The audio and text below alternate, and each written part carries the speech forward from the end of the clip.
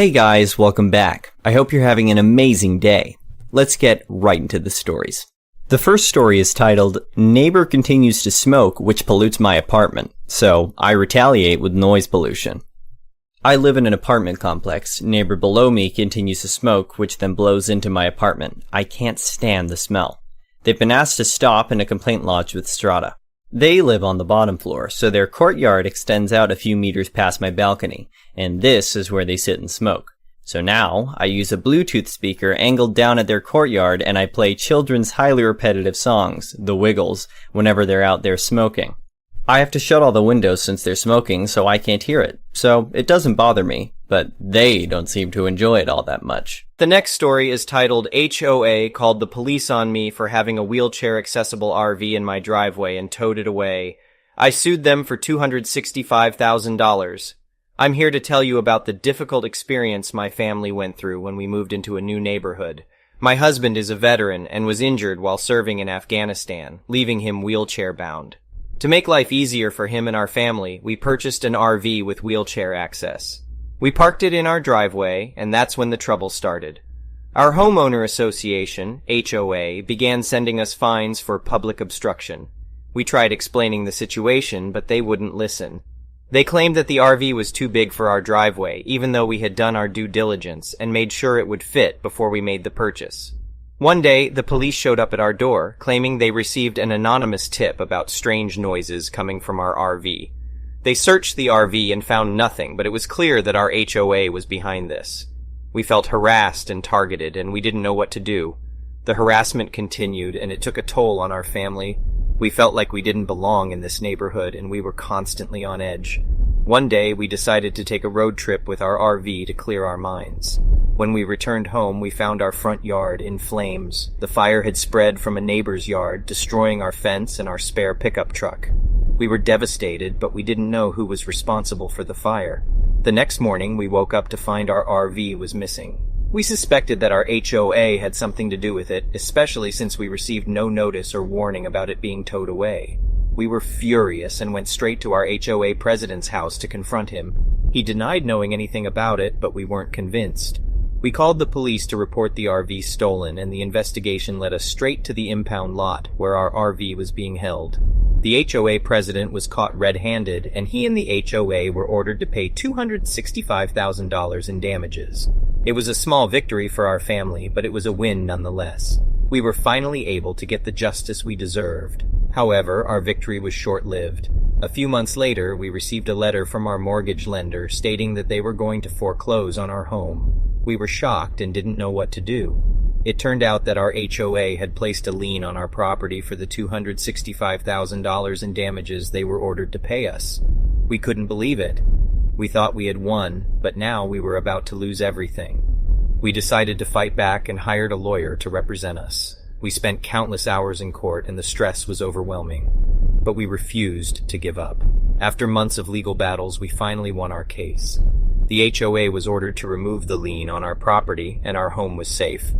As an update, we have since moved out of that neighborhood and into a new community that is much more welcoming and accepting of our needs. It was a difficult experience, but we learned that standing up for ourselves is always worth it in the end. We hope that by sharing our story, we can inspire others to do the same. The next story is titled, the car dealerships and trying to upsell you. Took my car in for an oil and filter change. Oil and filter. That's it. Sat waiting in the Toyota lobby for this to get done. For some reason, it takes an hour and a half. Guy comes back with my key and proceeds to tell me that the air filter is dirty. Also tells me I need new brakes. We're in the lobby, and it's full of people sitting around and waiting for their cars also to be finished. I reply to the guy as loud and obnoxiously as I can, I change the air filter myself, which is located in the glove box at the back, and it was with a carbon filter, hence why it looks black. I had one set of brakes changed towards the tail end of 2020, with ceramic brakes that were rated for 100,000 miles of use, and the other set of brakes were just done this past summer after a trip to Colorado and squeaking that was occurring. That paperwork is also in the glove box if you would like me to dig it out. I cannot stand it when they try to upsell you every time. Also, I went in for an oil and filter change. Why are you looking at my brakes? The next story is titled, Mean High School Teacher Payback. So back when I was in high school, I had one teacher who was particularly mean. She was an older lady and she had it out for me for some reason. She was my first class of the day, and it always tainted my day. She was clearly going through menopause because her classroom was always like a freezer. I would be literally shaking. So, I started wearing my jacket to class to stay warm. She decided to implement a rule, targeting at me, that no jackets could be worn in class because it was a fire hazard. It literally made no sense. So, one day I'm wearing my jacket in her class and she asks me to remove it. I comply, but I'm wearing a tank top underneath. This is against the dress code. When girls would break the dress code as punishment, the principal would make them wear their jackets. This is in the days before Gen X and students fighting sexist dress codes. She sent me straight to the principal, who asked me to then wear my jacket. The frustration in her face by outsmarting her was priceless. I'm still proud. The next story is titled, Did I Do That? A Little Tale of Side Revenge. This is part of a much bigger ongoing saga that should reach a conclusion soon, and may make an appearance in Prorevenge. However, it's pretty satisfying on its own. Sorry I'm not more specific on some things, but future legal concerns. A short time ago, I was unjustly fired. A few days after, I wrote a response to their severance offer that included an entire account of the crap show that had taken place. I made sure to send it to all the CXO dogs, except for one charming fellow. Now, the very day they fired me, I had come into some interesting info about CF that I thought might be valuable. So, when I was countering their offer, I casually mentioned that XX amount shouldn't be a problem for the company since they could afford to pay a certain expense for CF at over thousands of dollars a month. To be honest, I was only guessing at the amount, but I had a good ballpark estimate. I was also betting on the fact that none of the other Sea Dogs knew about this arrangement. 3 days later, CF resigned from the company. I also heard that the rumors circulating about him and his sudden resignation included the word embezzlement. The next story is titled, Entitled Mother Attempts to Steal My Nintendo Switch and Thousands of Dollars Worth of Games, then tries to get me arrested for it. To preface this, I recently graduated from university and landed myself a pretty well-paying job working as an analyst for a major banking company. My first day is the week after next. A couple of weeks ago, I moved to a gated apartment complex in a wealthy suburb of DC, and I'm making use of their gym. On days that I work my upper body, I use a game called Fitness Boxing 2 with their in-gym punching bag. Now, my community regularly does apartment tours that include their facilities, so I will see one of the employees walking around with people, and early today, it was a woman with her 8 or 9-year-old son. This kid immediately takes an interest in the game I'm playing, and I offered to let him try it out, but his mom called him back, and I was nearly done anyway, so I put my Switch in its case and put it in the cubbies that people put their things in. Now, a few minutes later, I'm on one of the other pieces of equipment, and I see the kid walking out with his mom, carrying my Switch case.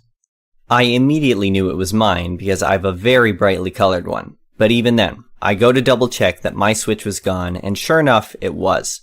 Now, everyone's been an annoying kid at some point, so I'm actually not particularly mad. I catch up to them and the tour guide and speak to the mom, telling her that her son walked out with my Switch. I figured she'd be embarrassed and have him give it back, treating it like a learning lesson or something, but instead, she takes it from him and says, "No, that's his game. You must be mistaken." I was bewildered. My initial reaction was, this isn't funny, because I could not fathom how somebody could be so quick to lie about something like this. Now, I look at the tour guide. I don't know her really, but we do see each other on a regular basis as I'm really trying to be consistent with going to the gym. She knows it's mine, tries to ask the woman if she's sure, and of course, this is when she gets angry and says that if I keep harassing her and her family, she'll call the police. On one hand, I'm like, good, call them, because I can readily prove it's mine, and we'll get to that. On the other hand, and I want to preface this by saying that I believe in getting rid of all identity-based assumptions, but that is a belief, not a reality.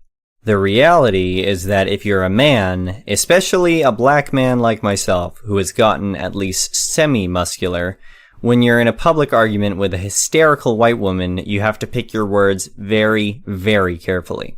So, of course, she calls the cops, yelling, saying a scary African American is harassing her and her son and trying to steal his game. And, like I said, wealthy suburb. So, a police officer is on the scene within minutes. I have to thank my lucky stars that the cop was smart enough to not immediately take sides and simply walked up to ask what was going on. So of course, I let her go first, with her once again saying that I've been following her and her son. We were literally in the apartment clubhouse lobby, and trying to grab his game. After the cops looked to me, I put on my calmest, most docile voice to say, that is not her son's Switch. It is mine. He took it from the gym cubbies, and if you ever open the case and turn it on, I will prove that it's mine instantly because my Switch has a lock on it. And this is when the tour lady also says that she's pretty sure it's mine too. For those who don't know, you can jury-rig a lock code on the Switch using the Parental Controls app, so that you'd have to put in a PIN to play games or reset the Switch. It doesn't stop you from buying games though, unsurprisingly. The woman, of course, doesn't want to do this, saying I've caused her enough trouble, but luckily the cop wanted to hear me out. So this woman takes the Switch out of the case and turns it on. Firstly, I point to the profile at the top, which is of my me that looks exactly like me. This woman manages to turn on a dime and say that they just recently bought it from a friend. That looks exactly like me. So I respond with, did that friend give you the parental controls password? She says, that's mine. I'm the parent. So turn it off. I don't have to show anything to you. She immediately turns it off again and tries to put it away. But luckily, once again, this cop says that she has to show it if it really is hers. She turns it on and pauses because she has absolutely no idea how it works. So I kindly say, you press the button at the top to prompt the PIN. Then I get my phone out. So she tries to put in a random combination, and of course, it doesn't work. And the interesting thing about the Switch parental controls is that if you put it in wrong, it sends a notification to the app. So within 30 seconds, I was showing the cop the "your PIN was entered incorrectly" pop-up. Finally, this woman starts apologizing, saying it was an honest mistake, and hands me back my Switch in the case, and has the audacity to ask the tour lady to continue the tour. The cop says that it would be best that she leaves, and says that he's going to escort her to the car. This is when she gets mad at the complex, and says that she's never giving them her business, as she gets walked out the door. That's honestly what ticks me off. There's no happy ending. I have every game I've bought in the 4 years I've owned this Switch in this case, so between that and the Switch, stealing is well into the grand theft range. If the cop had immediately been against me, I would have been in jail by now. I would have lost my job that I haven't even started yet, and all the work I've put in for the past years to get here. For something that they would have quickly found out that they can't even use in the first damn place. And all she got was a nice stroll to her vehicle. I guess that's better than potentially having her and her crotch goblin as a neighbor. The next story is titled, Dumped Me But Stayed Signed Into Your Netflix, Did You? So, my girlfriend dumped me a few years back after cheating, and I'm completely over it. Anyway, like I've said, I'm over it. So I thought that now was the best time to carry out my revenge. Because I'm over it. So I noticed that she left her Netflix logged in on my laptop, and Google has remembered the password. I have had my own since, but it always asks which account I'm going to log into and pre-populates her passwords, etc. So about last month, I just logged into it. I don't know why, but just was kind of half interested in what she'd been watching. I saw that she had been watching Breaking Bad and was on season 2 episode 3, and just logged out and didn't think much of it. Until 3 a.m. I woke up and had devised the most devious plan. I logged back into her account and just started letting it play right from where she had left off. Left it a couple of hours, then turned it off. So next time she logged in, it would have skipped a few episodes and the point as to where she was. I then started putting shows on I know she doesn't like, so it comes up on her recommended and really ducks up the algorithm. I just can't wait till she starts getting suggestions based on shows she doesn't like. It'd be a real shame if her and her new boyfriend fell out and started accusing the other of watching Breaking Bad when the other wasn't there, wouldn't it? Anyway, I'm over it, and not bitter anyway, so all good. Hope all goes well for her when she accuses her BF of watching Paw Patrol. The next story is titled, Karen Left Diet Books at a Little Library by a Playground. She caught me chucking them out and had a dummy spit about how it's knowledge and I shouldn't throw them away. She said she would throw me on the ground and said I looked like I had a mental problem.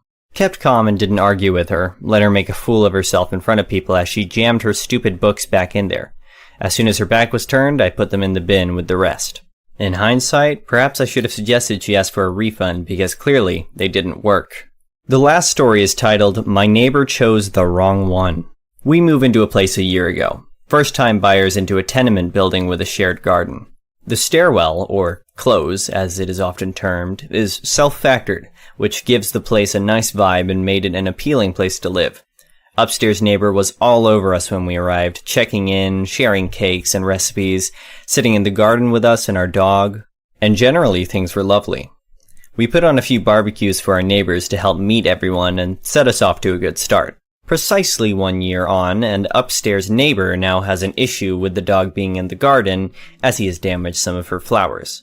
This is obviously not what we wanted, so straight away I suggest that I will happily spend my own money to supply timber and a handyman to build raised beds to prevent this happening again, and to make gardening easier for her. It'd be approximately $600 to do this. She complained of bending down and that she would be happier with raised beds previously. But not this day. Today she wants to moan and moan and moan and moan. I walked away. I saw her the next day, and she went off again when I repeated my offer. Who's going to dig out the plants? And what about the soil I put in there? Then the law is on my side. The who what now? Moving on from there, I walk away and vow never to speak with her again, and to reduce our use of the garden we pay to share. Next, she builds spikes and puts in barbed wire. Obviously to deter the dog or hurt him if he tries to go near the plants again. Big mistake. Linked is my pettiest of revenge. You may have heard of it. It is called an annoyotron. Powered by an insanely small battery, it lets out random, irritating, and varying sounds that go off at varying times and over varying lengths of time. I just bought 2. One has been vacuum packed and put in her Windows box, which sits outside of her bedroom, and the other behind a tile around her front door. I hope that this becomes a lesson for her that hell hath no fury like a gay man mildly inconvenienced. Thank you for watching. I would really appreciate it if you could like the video and subscribe to our channel if you haven't already.